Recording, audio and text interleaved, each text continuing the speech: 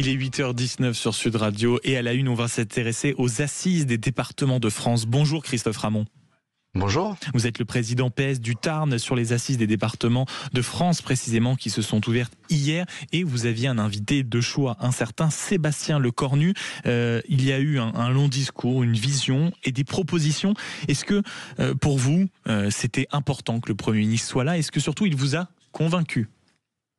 Je crois que c'était important que le Premier ministre soit là. Vous savez, les départements, on est au bord du gouffre, au bord de l'asphyxie financière. On représente qu'1% de l'endettement au niveau national. Pourtant, aujourd'hui, 60 départements sont en très grande difficulté. Donc je dirais que l'appel du Tarn a été entendu puisqu'un fonds de sauvegarde est proposé dans le cadre de la future loi de finances de 600 millions d'euros pour nous maintenir la tête au-dessus de l'eau. Et puis je crois qu'il a bien compris aussi le rôle des départements. On est un acteur essentiel aujourd'hui pour nos seniors, pour bien évidemment aller plus loin pour nos jeunes et surtout aménager la France de demain.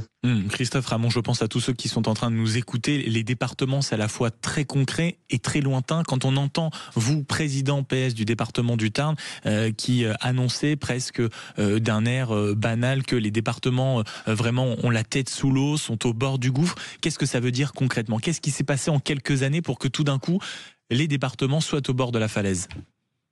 Vous savez, on est de bons gestionnaires. Moi, de 2018 à 2023, j'ai désendetté mon département de 65 millions d'euros et dans le même temps, l'État s'est endetté à hauteur de 1300 milliards. Mais aujourd'hui, au cours de ces dernières années, pour prendre l'exemple du département du Tarn, on a perdu 35 millions d'euros de recettes. Et on nous a imposé aussi 35 millions d'euros de dépenses supplémentaires, c'est-à-dire des revalorisations, par exemple, d'aides sociales. Oui, on peut les revaloriser, mais oui aussi, il faut donner les moyens au département de pouvoir le faire, que ce soit l'APA bien évidemment pour nos seniors, que ce soit le RSA pour son voisin, donc pour la PCH aussi pour les personnes en situation d'handicap. Donc il faut absolument là aussi qu'on imagine la France de demain et que l'on s'appuie aussi sur les départements. C'est ce que propose, je crois, le Premier ministre. Alors c'est une étape intéressante pour nous, mais on doit quand même aller plus loin.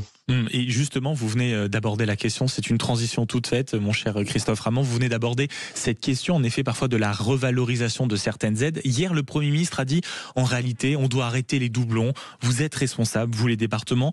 Je vais proposer assez rapidement l'idée d'une allocation sociale unique. Qu'est-ce que vous en pensez? Est-ce que ça a votre faveur? Et qu'est-ce que ça va changer concrètement, en quelques mots?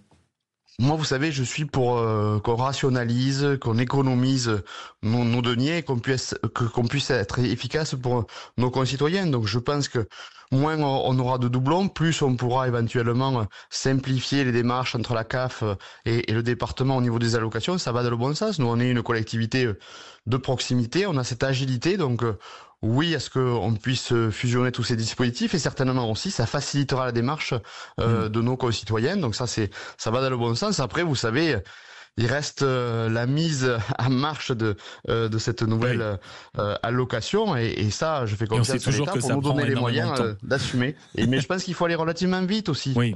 Nos concitoyens ont besoin de réactivité. Nous, les départements, on est en capacité de trouver cette réactivité. Je suis très heureux que le Premier ministre n'a parlé que des départements pendant son discours. Donc, ce qui veut bien dire qu'il veut s'appuyer sur cet échelon qui est indispensable. Et un projet de loi d'ici décembre. Donc, je crois que en effet, la faculté de vitesse a été entendue. Une dernière question aussi, Christophe Ramon, parce que ce n'est pas anecdotique. Le Premier ministre a aussi assuré hier que les départements étaient suffisamment responsables, avaient suffisamment de pouvoir. Il a annoncé la fin des ARS, les fameuses agences régionales de santé. Ça aussi, c'était indispensable.